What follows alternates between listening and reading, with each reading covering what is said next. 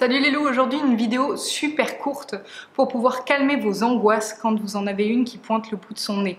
Je sais, pour en avoir vécu, à quel point une crise d'angoisse c'est horrible. On a l'impression d'avoir la tête qui se met en feu, on a l'impression de plus pouvoir gérer quoi que ce soit et le pire c'est les gens qui autour de nous disent « bah arrête de stresser ». Donc voici 3 techniques qui m'ont servi et qui j'espère pourront vous servir. La première c'est de tapoter le thymus. Le thymus, c'est là. C'est à ce niveau-là, il y a un os en fait. Et vous allez tapoter ici en vous concentrant sur ce qui se passe dans votre corps. Par exemple, pour moi, c'était avoir l'impression que tout le haut de ma tête est en train de brûler et un manque à respirer. Du coup, je tapote, je ferme les yeux et je me concentre sur la sensation que je suis en train de ressentir dans ma tête. Donc le feu que je ressens. Je me concentre à chaque endroit de ma tête où je ressens du feu. Je me concentre dans mes poumons en ayant l'impression que au fur et à mesure, ils se dégagent et que je peux de plus en plus respirer. Je continue à faire ça en tapotant mon thymus. Ça, c'est la première technique. La deuxième technique, c'est observer ce qu'il se passe dans notre corps. C'est-à-dire que par exemple, j'ai peur, je me mets à trembler.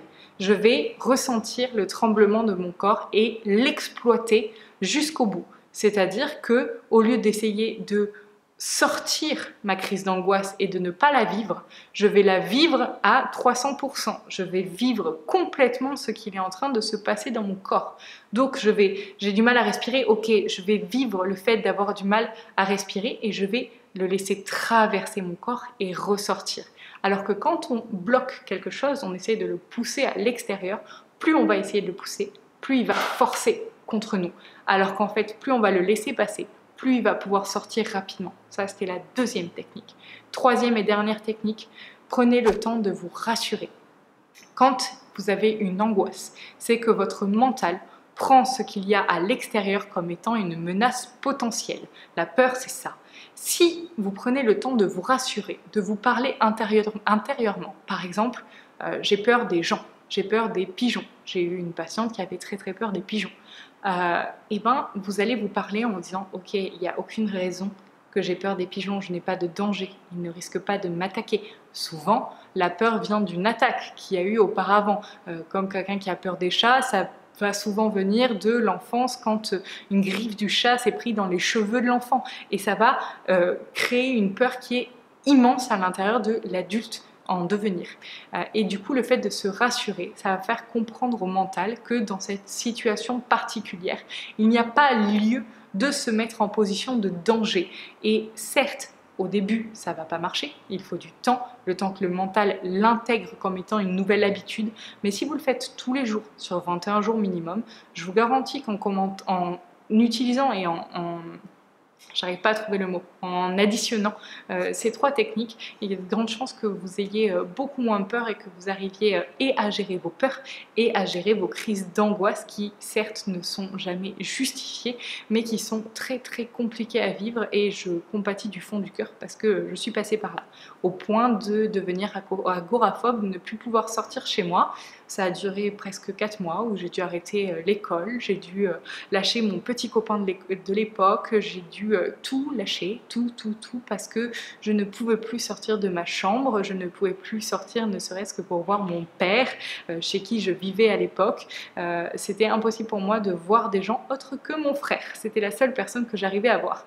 Donc je comprends mieux que personne, je pense qu'à l'époque j'aurais préféré mourir que de continuer à vivre ce que j'étais en train de vivre.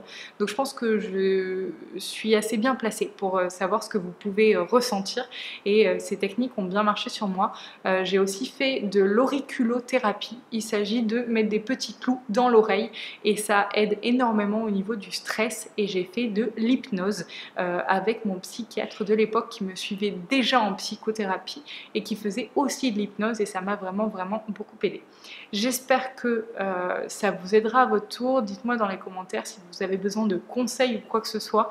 Je ferai vraiment de mon mieux parce que je sais à quel point c'est très compliqué de passer par ces phases de crise d'angoisse.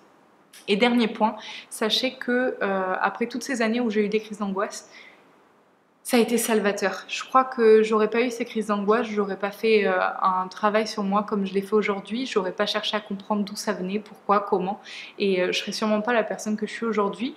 J'en ai encore à ce jour, mais maintenant j'arrive à les domestiquer et je sais surtout qu'elles arrivent quand j'ai peur de quelque chose, quand je suis dans un changement majeur dans ma vie. Donc je sais qu'elles sont signes de beaux changements et que c'est souvent un moment compliqué à passer, mais que c'est signe du mental qui a du mal à accepter le changement. Donc je passe mon temps à rassurer mon petit mental qui est en plein flip et en général ça porte ses fruits. Voilà, à très bientôt.